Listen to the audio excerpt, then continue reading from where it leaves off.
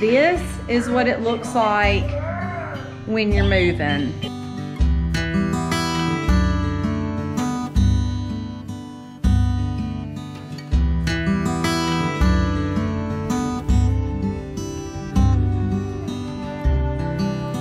So it's fixing to storm here in South Mississippi. It is the day that we are going to be slaughtering and butchering our pig and let it chill at a local butcher just to get it cold, so that way it makes it a little bit easier to cut up.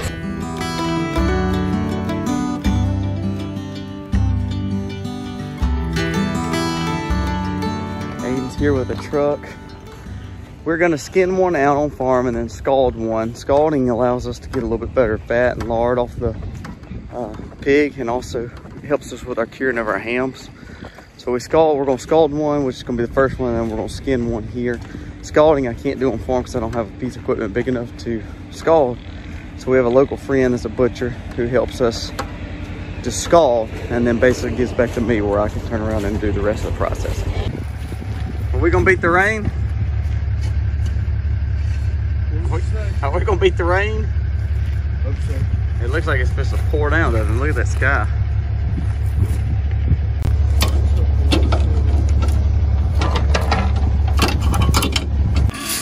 It's neat how we have him and his brother, we're going to slaughter for meat, have some in the freezer still, and look, we have 3 more that's going to grow up. This is all that's left of our first set of piglets on these commercial hogs here. It's amazing what 12 months does, huh?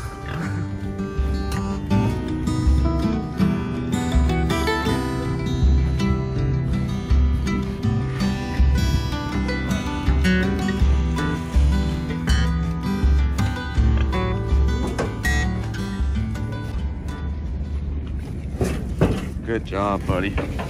Good job. Gosh. Hey, help me come close this. Okay. Did you see him pick me up? He like picked me up with the door. All right, he's in there. All 300 and right. How big you think he is? What do you think? 325. 325? I'm saying 3-ish. 3 to 350. Aiden is heading back with the Ranger. We've got him loaded. This is what's so cool about sustainable farming and regenerative ag, and the way we look at feeding our family is we have mamas who just weaned back with the male that he will breed hopefully back, and we'll have more piglets looking for mid-July, August. We have the litter that has been weaned and have sold off and kept 3 males for our crop to feed our family for next year.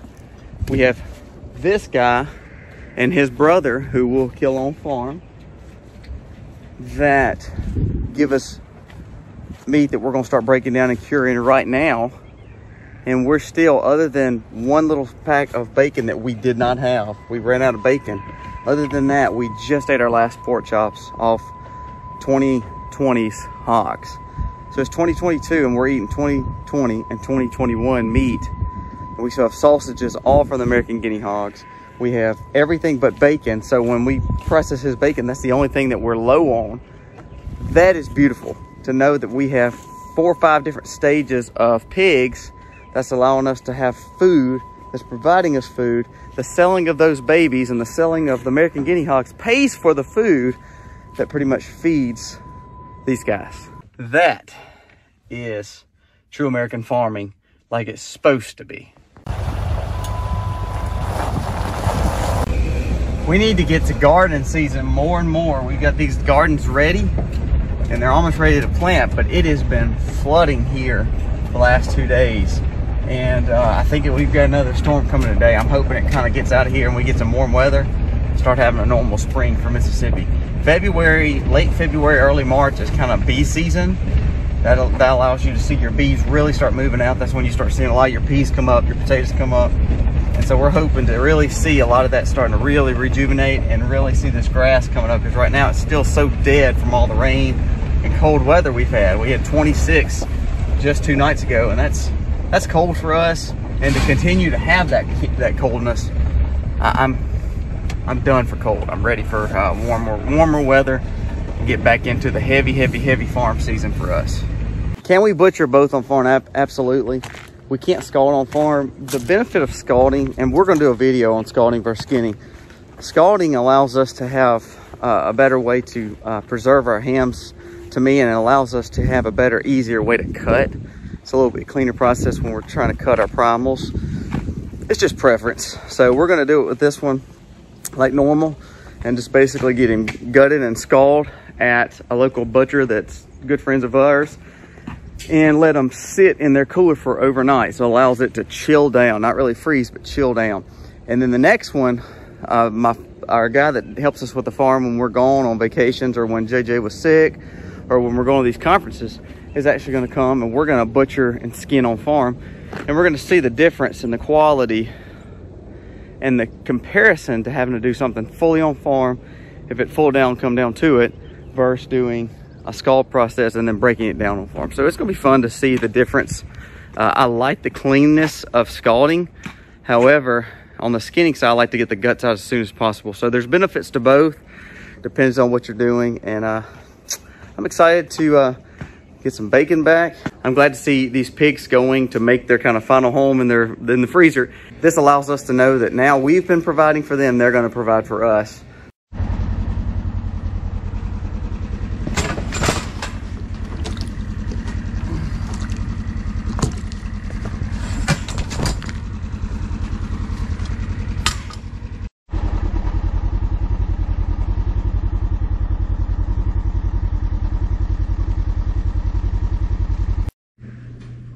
This is what it looks like when you move. But thankfully, we are not moving. Let me tell y'all what we're doing. So we have been re-waxing our floors because we have concrete floors, and every now and then they get that dull. And this is what you want them to look like. So I don't know how much you can see on camera. Okay. Super shiny, pretty dull. So we have to re-wax.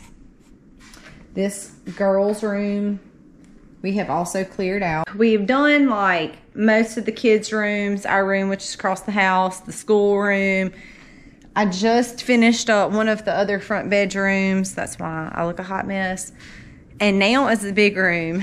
So y'all know that like our foyer, our dining room, our kitchen, our like breakfast nook, our living room, all of that basically is together. So I have moved everything except for the piano because me and Abe cannot pick that up by ourselves. I have lines from like that section and all of this. I'm about to get the rug out. I'm gonna start cleaning on one side because I've got a sleeping baby in her jumpy. And when she wakes up, that rug will get rolled up, and I'm going to finish vacuuming and mopping and going through and just make sure there's like nothing stuck to the floor, because once we put the wax on there, nothing will come off. So this is something that we haven't done actually. Right after we moved in, we pretty much waxed everything, and then it was so worn down because honestly it didn't have enough coats. I was pregnant with Selah and she's 7, so it would have had to have been 8 years ago. We have not re-waxed our floor, so it was definitely time. It is a lot of hard work because we've moved everything out of a room except for beds and waxed all around those, and then we've had to move everything back in the room. So all the rooms are done, like I said, except for our main room, which is what I'm about to start my project on now. Look what was under the couch. Cleaning up that. Kids. Cleaning up that, and then I'm going to come through and vacuum, get all the dust off. I've got a steam mop over there in the corner, and then I'm going to come and mop all of that, let it completely dry. Then I'll start waxing. I've been putting 3 coats on most of the bathrooms and rooms. However, because we have so much traffic in here and in our school room and like the kitchen, our main room, which is where all of our traffic is, we're going to put 4 coats this time. So I wanted to show y'all what was going on. The house has been a hot mess, as you can see. We have dressers and couches torn apart, chairs and recliners and end tables, and yeah, it's a pretty wreck. But the reason why we wanted to do this right now is because we have the Okie homestead coming up, which we're going to be gone for a little while, and the spring is right around the corner, and we have so much to do, get planted, so much work during the spring. So we thought, if we're gonna do it, we better do it now. Look at the other side of my kitchen, y'all. Oh, all my entrance ways are blocked off, but it is just part of it. I'm about to wrap this section up in the kitchen. My girls have afternoon activities, so we're getting ready to do that. At least my first coat can be drying while we're gone, and then we'll do 2 more. It's gonna be a lot of fun keeping the baby and little man off the floor tonight. And we're just kind of winging it for the next few nights because we have to get this project done. It is like full-fledged planting, watering, keeping up, picking, you know, all of that fun stuff. So we knew that we were not gonna have time to be able to do that. So yay for fun projects. And another thing I wanted to mention to y'all that we haven't done yet is this little baby right here. So our American guinea hog had her babies a few days ago, and I have been taking care of this one, and let me show you why. She was stepped on by the boar that was in there and ripped her back. All of this was ripped off and hanging. I didn't want to show y'all any of that. It was really gross. She's healing. I'm not sure if this is infection in here, sitting up in here. She is doing really well. She's learned how to drink out of her bowl over here really well. She seems to be getting around pretty well. She's eating, pooping, doing all the things that she's supposed to be doing. It is a little puffy. Now, it's only been a few days since this happened. What I did is when we found her, that whole flap of skin was hanging off. And we knew that if we left her out there, she was not gonna survive. Colby and I decided to bring her in, to take her away from her mom, bring her in. I cleaned her up as best as I could. Of course, she was cold. She was squealing and screaming. Lively wasn't the problem. It was cold, and her whole back was exposed because all of that layer had been ripped off. She was bleeding. I cleaned her up pretty good.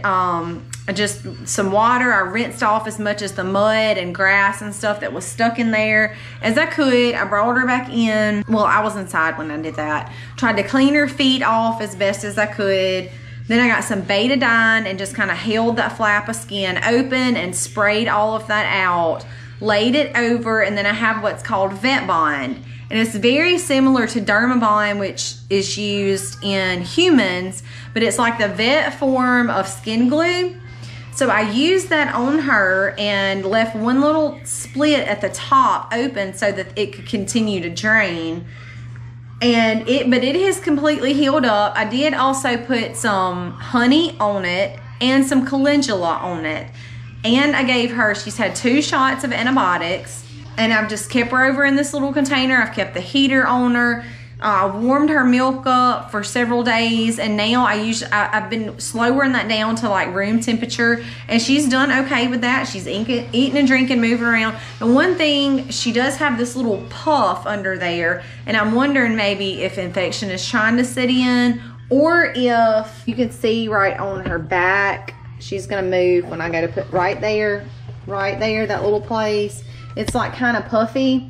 And I don't know if it's just her body trying to heal, or if it is getting an infection and there's inflammation and stuff in there, or if it's just not being able to drain very well because that little place that I left open has closed itself up. But I'm just gonna keep watching her. As of right now, she seems okay. And it might just be its natural way to heal by forming scar tissue, and that's just going to be the way it looks. I don't know. I'm just going to keep a close eye on her. She's done very well so far. I want to say this is like her 3rd or 4th day inside, and she's transitioned okay. We take her out of this container and under supervision, let her run around in the bathroom and kind of in the hall and everything, and that's what we're doing with her right now. But I wanted to show y'all that, what was going on.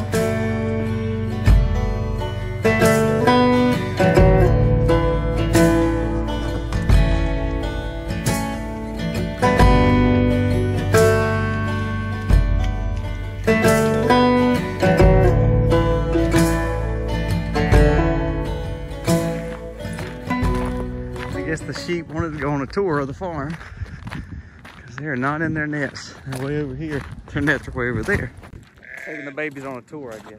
Come on, let's go back. Come on. Let's see where those babies are. Come on, buddy.